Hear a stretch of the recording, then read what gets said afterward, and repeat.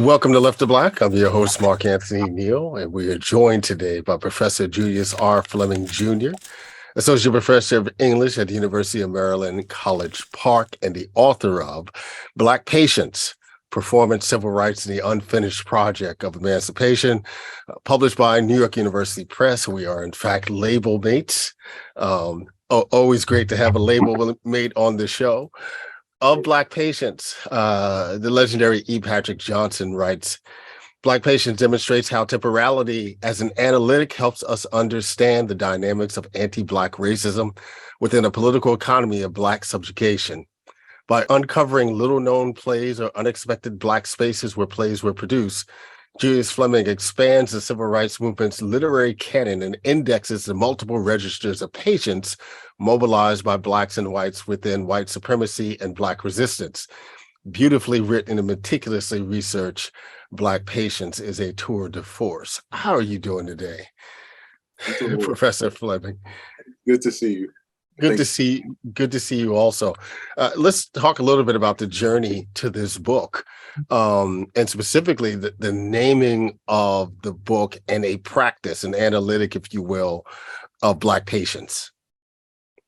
Yeah, for sure. So when I started the project, it was mainly a project about the importance of literature to the civil rights movement. I was taking a seminar with my dissertation director, Thaddeus Davis.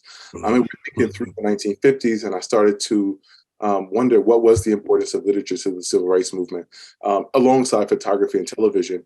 And so it was this broad project about literature, but then I started to realize after reading Jet and Ebony magazine that, wait, theater was really important to the movement. And then as I studied more, I kept realizing how much they were using theater to say, we're not going to keep waiting for freedom. And so I initially, the project was titled Staging Civil Rights, but after picking up on this kind of temporal claim that they were about Black political life, I decided on the term Black Patience to really capture that sense of waiting. You know, one of the things that I appreciate about the intervention that you make, it made me immediately think about Nina Simone's live performance of Mississippi Goddamn. And she goes through this whole process in the middle of the song, where she basically is given a sonic side eye to the idea of go slow. That's what they say, go slow. Well, that's just the trouble. Washing the windows, picking the cotton, we're nothing but rotten. Too damn lazy, our thinking's crazy. Where am I going? What am I doing? I don't know. What made it such a moment is because, you know, the song itself is like this weird show tune, right? Not traditionally a protest song in the way that you want to do it, but it spoke to both theatrically, you know, what that moment was for many folks, including Nina Simone, but also this idea, as you talk about it early in the book, you know, you have this disconnect between Eisenhower and the folks in Washington talking about winning the space race at all costs as quickly as possible, but at the same time telling Black folks, take your time, slow down, you're moving too fast. That's right. Yeah, that's right. And I love those Nina Simone performances, especially the ones in Europe where she's kind of sonically, musically sort of going quickly, moving quickly, right, with all deliberate speed, but then also playing with time, forcing the white audiences to be suspended in time. You know, I love those motions. But yeah, the mid-century point is really this moment where Black people, they've long recognized it, but it becomes glaring, right? That there's a kind of a certain sense of U.S. nation time that is all about speed, that is all about getting to outer space, that is all about eliminating spatial barriers, at the same time that Black people are being asked to go slow and to continue to occupy these oppressive spaces. And so they really develop a sophisticated political program, but also a set of political aesthetics that can intervene into this kind of pour your attention at the heart of kind of global modernity. You lay out your project in this book specifically as being part of something that's happening within Black studies that you call Black time studies. Could you extrapolate on that a little bit?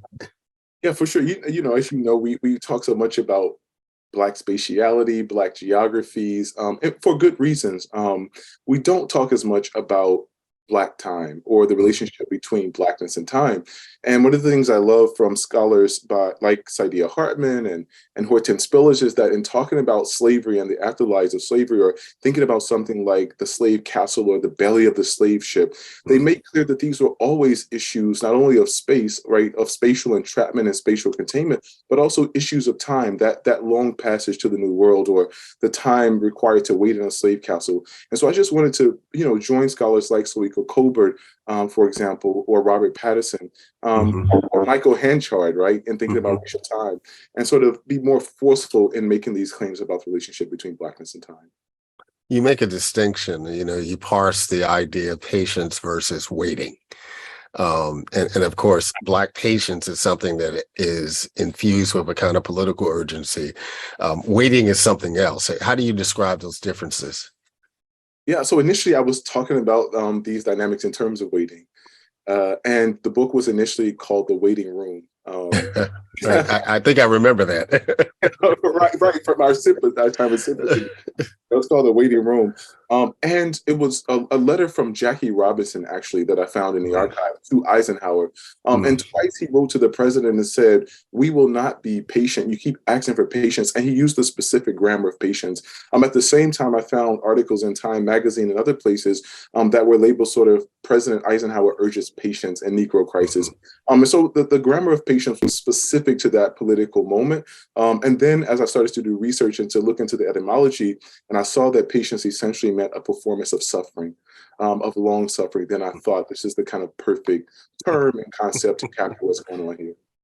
Yeah, it was illuminating reading, as you talk about Jackie Robinson, right? Because Jackie Robinson was a Republican, and folks in the civil rights movement always thought of him as almost Uncle Thomas, right? And the kind of relationships that he had and the ways that he benefited from, his relative celebrity as a baseball player.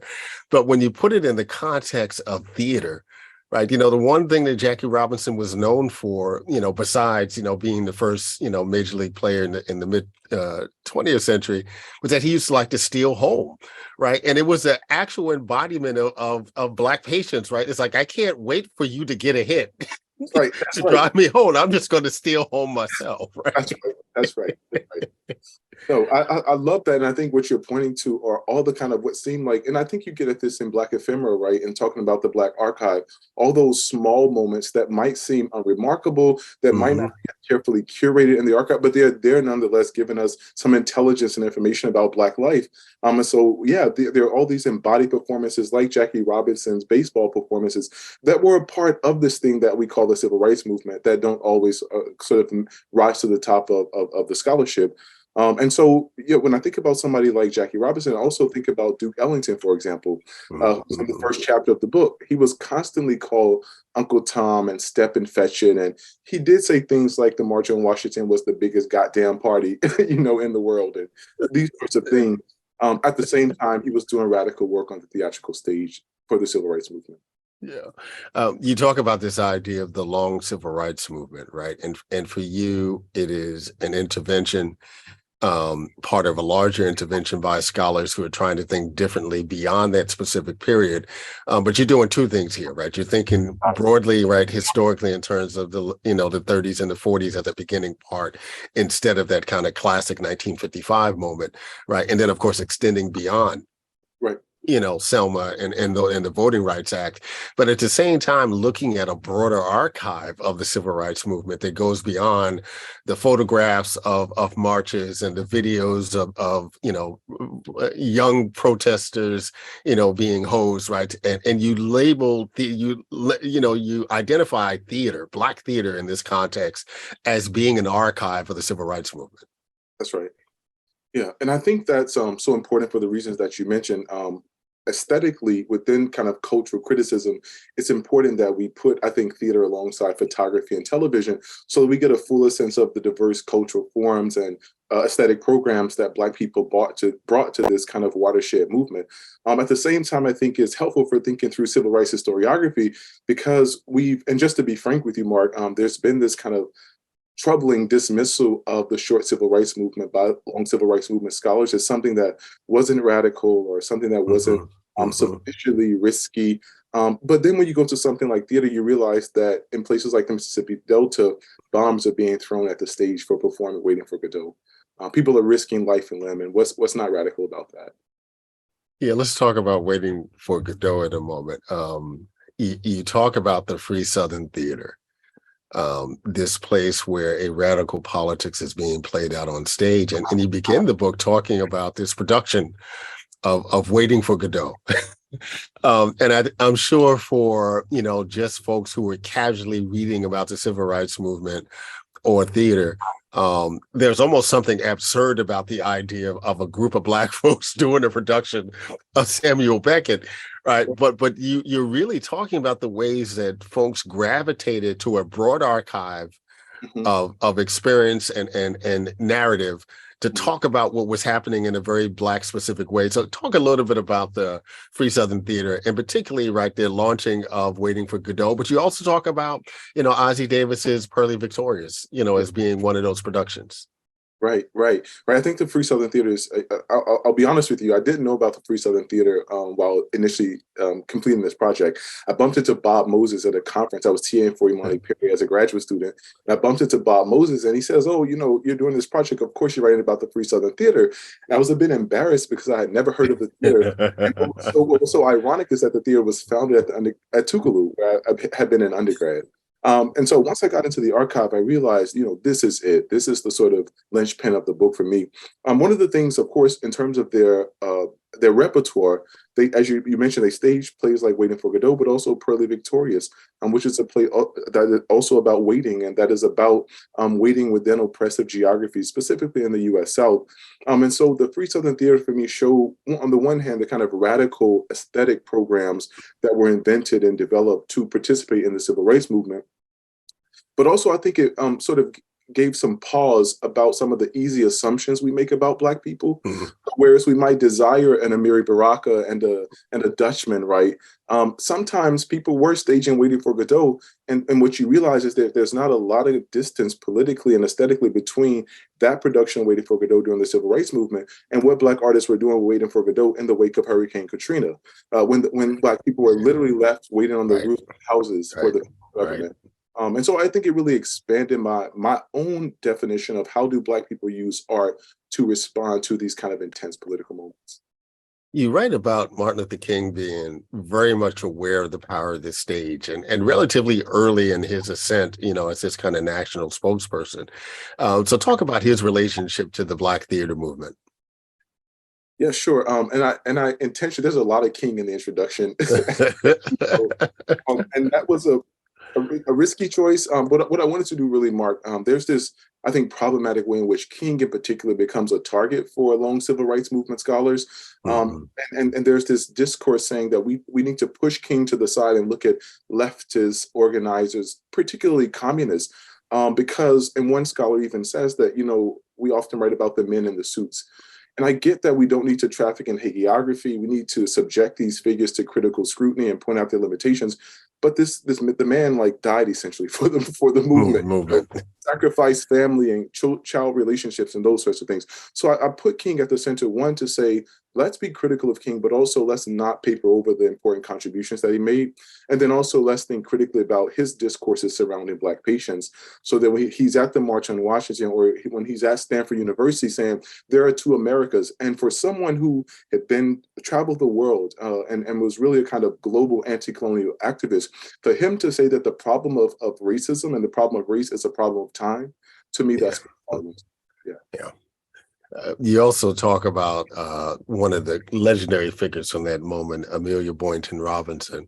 Legendary, obviously, for her impact, but also because just of her, literal longevity, the long life that she lived.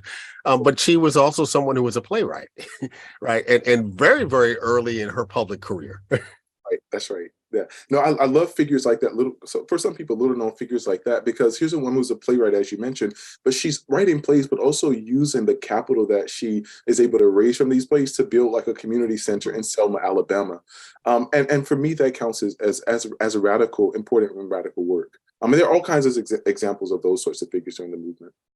You write about many playwrights and many productions during the course of the book. Who do you think were some of the more important Black playwrights, particularly articulating this notion of Black patience? Yeah, I mean, perhaps my favorite, and this seems a bit cliche, is Lorraine Hansberry.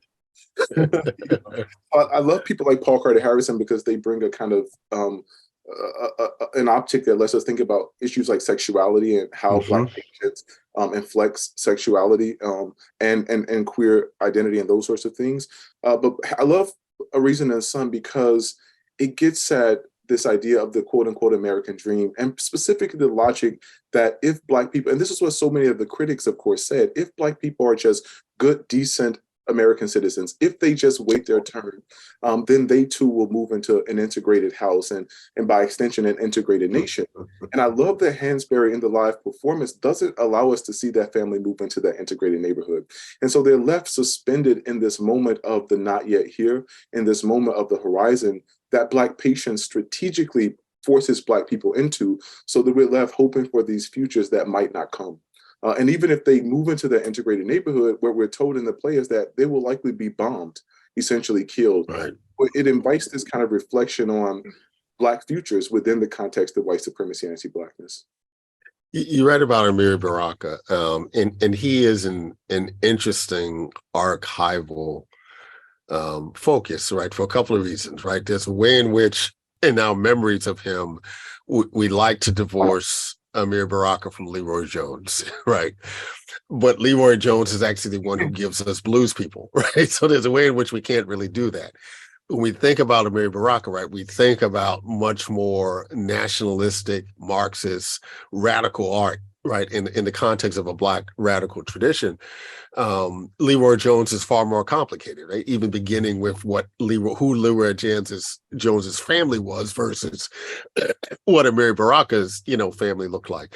But you talk about Baraka's Black queer trilogy, right? And again, this is someone who's incredibly prolific, has produced a lot of work, but we only seem to focus on some of that work.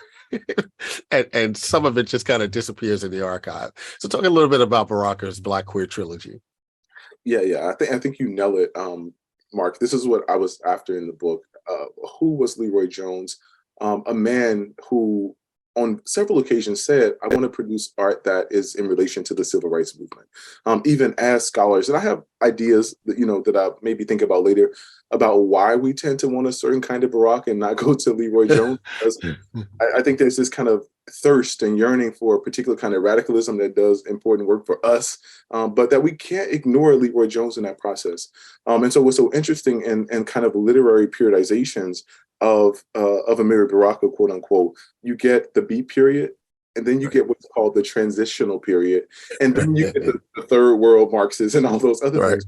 And so I was really interested in that language of transitional, because that is the period where Baraka constantly says, I'm producing art in relation to the civil rights movement. And so my goal was to just initially go into and to unpack that language of transition to figure out what's really going on more than transition. And what I found is that he produced this kind of repertoire of plays that are all about queer relations and queer sexuality and the civil rights movement. And so what I want to argue is that if Black patients violates and oppresses Black people, it is especially egregious for Black queer folk who often cannot be in a position to embrace the moment of the future, of queer futures. And this, for me, posed a problem of thought because queer theory is so much about queer futures. And in fact, one scholar argued that queer theory is nothing but a theory of queer futures. But within the context of Black patients, where those futures for Black people are routinely denied, we have to think differently about those issues. You are, Julius, a gifted writer and a gifted theoretician. And the way that you use language, in order to extrapolate, right, theory in the context of this book. So one of the terms that you talk about is this idea of Afropresentism. Could you unpack that for the audience? Yeah, sure. So in thinking about Afropresentism, a part of what I'm trying to say at a basic level is that we can't overly invest in the future. There are all these discourses, whether it's Afrofuturism and the ways of talking about outer space as this kind of site where Black people will somehow move beyond the oppressions as we look at what's going on with Jeff Bezos and so many other kind of like commercial space exploration, people are mining the moon and selling the resources from the moon. We know that capitalism, racism, all these things will be in our space. So, and we know how Black patients constantly, routinely denies Black futures. So a part of what I was interested in is not sort of foreclosing what we might call Black freedom dreaming, right? But to engage in the practice of Black freedom dreaming while also holding on to the particular kind of tangible joys and pleasures of the now, knowing that those futures might not come. So Afropresentism tries to get us there. Well, more of a critique of Afrofuturism than Afro-pessimism, but that critique is there also. But this idea of unpacking freedom now, right? I'm thinking about Max Roach and the Freedom Now suite, right? And just the kind of pace and speed of it. I think about the way that Robin Kelly has talked about bebop music, right? And in terms of the pace and the speed of it, demanding something in the now. But you talk about in the context of theater, right? Particularly the period of time where Black theater specifically is not being recorded, it's not being documented the same way. The experience of Black theater literally is in that now, right? Because it's ephemera, right? It's going to be gone, right? When folks leave the stage. Talk about a political, framing that has to deal with really investing in the now and the way that Black theater has historically done that. Yeah, I think we have to. When I teach students, I always, I teach kind of Reconstruction and I teach Black hope, all these reasons we have to hope and to dream, and the kind of circularity of anti-Black oppression, these moments where we get the civil rights movement, of course, and then the rolling back of affirmative action, or we get a Barack Obama and then everything that's happened in the last few years. And so those things aren't accidents. This is a part of the DNA of this nation and of the modern world. So then knowing that, how do Black people plan for futures while also holding on to the now? And so I think it's what Black theater teaches us is that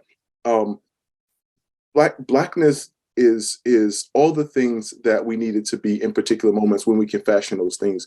But those futures are limited. For all of the Black theaters, from the Free Southern Theater to the local Black theaters that were found, other local Black theaters that were found during the Civil Rights Movement, they essentially died. They were disbanded, they were bombed, the police vice squad shut them down. And so for me, theater has this kind of alignment with Black life and alignment with Black futures. And so I think, and I'll end with this on this point, performance studies in particular has to really do, I think, a better job of thinking about the racial particularities of, and you of course, thinking about your book, Black Ephemera, the racial particularities of concepts like ephemerality and disappearance that are at the center of performance studies scholarship. Yeah. Two questions, Julius. One, was there something that you found in the archive doing this book that frankly surprised you, shocked you even? And the second part of that question, was there some playwright or play that you just weren't able to fit into this project that you wish you would have been able to? Yeah, so I think a moment in the archive that surprised me is because I'm from Mississippi, and I would like to think that everybody from Mississippi is politically active. And Robin Kelly called Jackson, Mississippi, the most radical place on the planet.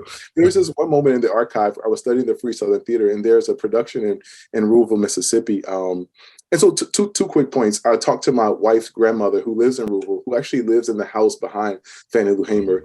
And I was kind of idolized Fannie Lou Hamer. I was writing about her. And my wife's grandmother, while I'm doing this oral interview, says, "Oh," and I'm like, why that sound? She says, "Fannie Lou Hamer still owes me gas money." And I'm like, what do you mean?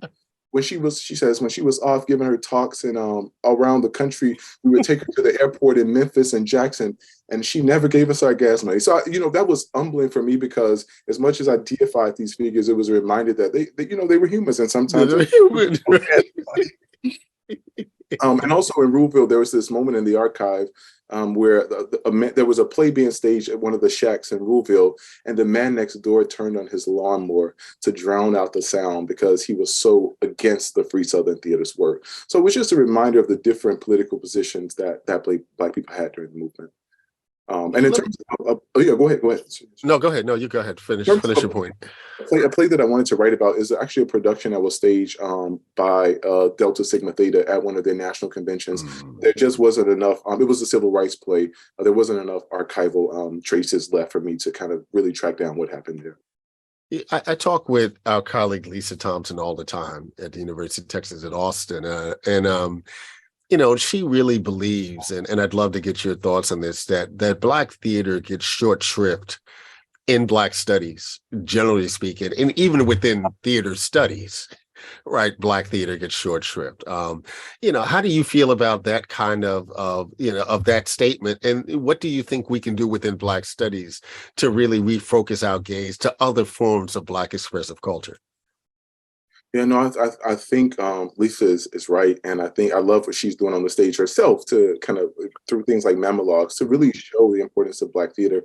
What can we do? That's a really big question, and a really good question. I think a part of what we can do in theater studies in particular is to open ourselves up to do good theater history, and to kind of do good theoretical work in performance and theater studies, but also take up these big questions of Black studies. So in the book, I'm really interested in questions of Black ontology, and the kind of enclosed ways that we sometimes have of thinking about Black ontology as either slave or not.